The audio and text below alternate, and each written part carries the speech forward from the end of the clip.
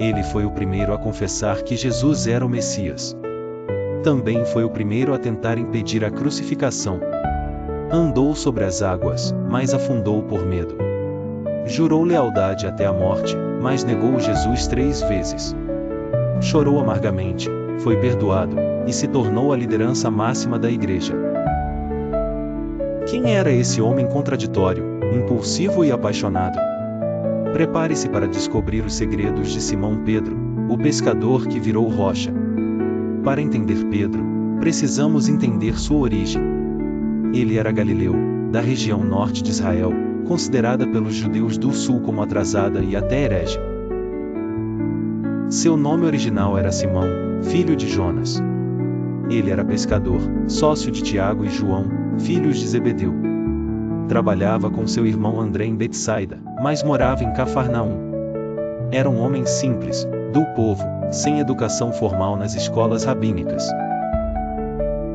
Mas foi nesse ambiente simples que Jesus escolheu seus primeiros discípulos. E Simão foi o primeiro a ser chamado nominalmente.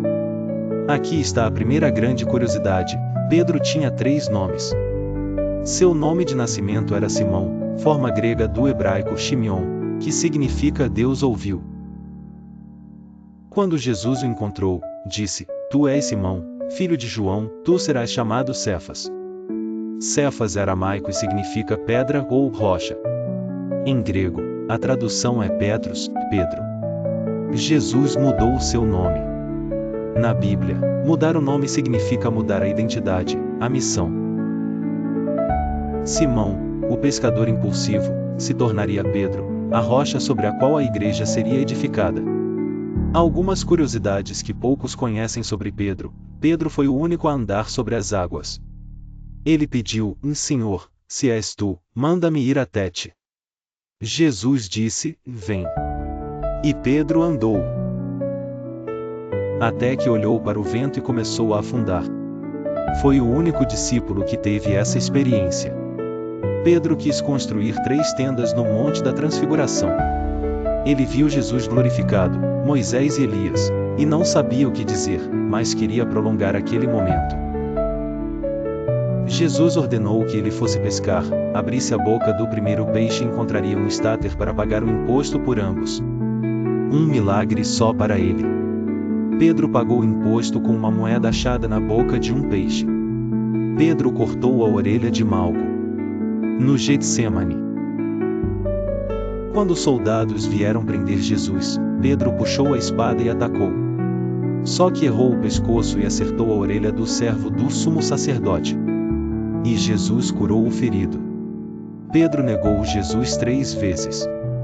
O mais corajoso, o que jurou morrer por ele, tremeu diante de uma criada.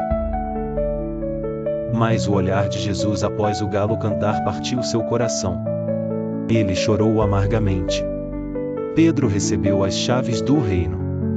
Jesus disse: Dar-te-ei as chaves do reino dos céus. Simbolicamente, Pedro abriu a porta da fé para os judeus no Pentecostes e para os gentios na casa de Cornélio. Pedro foi libertado da prisão por um anjo. Herodes o havia prendido, mas na noite anterior ao julgamento, um anjo o libertou. Ele pensou que era visão, até que se viu na rua, livre. A tradição é unânime: Pedro morreu em Roma, durante a perseguição de Nero. Mas há um detalhe comovente: ele pediu para ser crucificado de cabeça para baixo. Sentia-se indigno de morrer da mesma forma que seu mestre.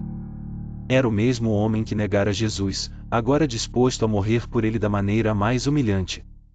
Escavações arqueológicas sob a Basílica de São Pedro. No Vaticano, encontraram um túmulo do século I com inscrições que indicam ser o local onde Pedro foi sepultado. A tradição e a arqueologia se encontram.